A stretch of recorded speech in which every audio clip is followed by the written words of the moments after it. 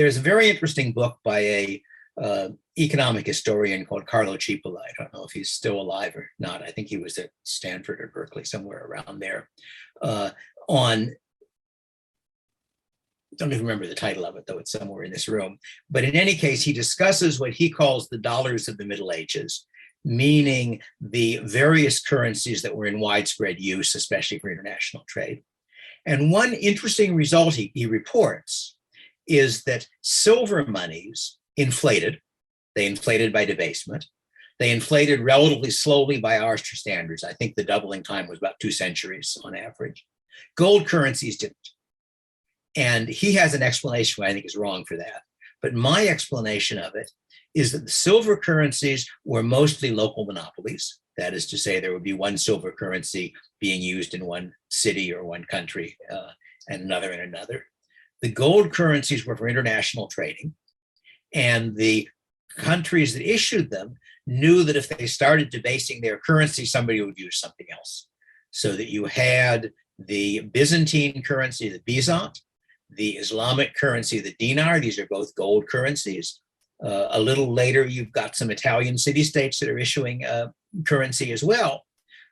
And they had a strong incentive to maintain the quality of their currency because they got reputational advantages out of the fact that the whole world knew that the byzant was, the numisma was the currency of trade, or the dinar, as the case might be.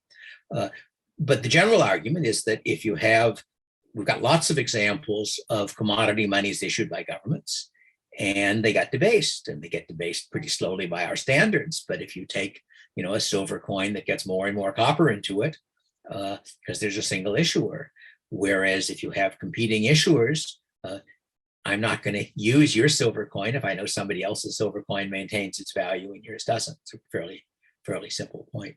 So no, commodity currencies are certainly workable, but a commodity currency is inconvenient in a couple of ways. For one thing, you've got to mine the commodity. That's a real deadweight cost of the system.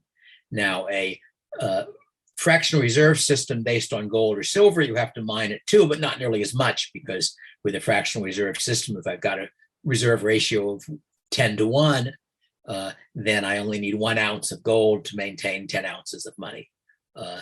And my commodity bundle, you really don't have to have any, because there's so much of the stuff out there that that if I got to redeem my dollars, I can always go and change whatever other assets I have into gold and wheat and steel and things I've got to redeem with. And in addition, of course, the commodity money is a little bit inconvenient because you got to lug the stuff around.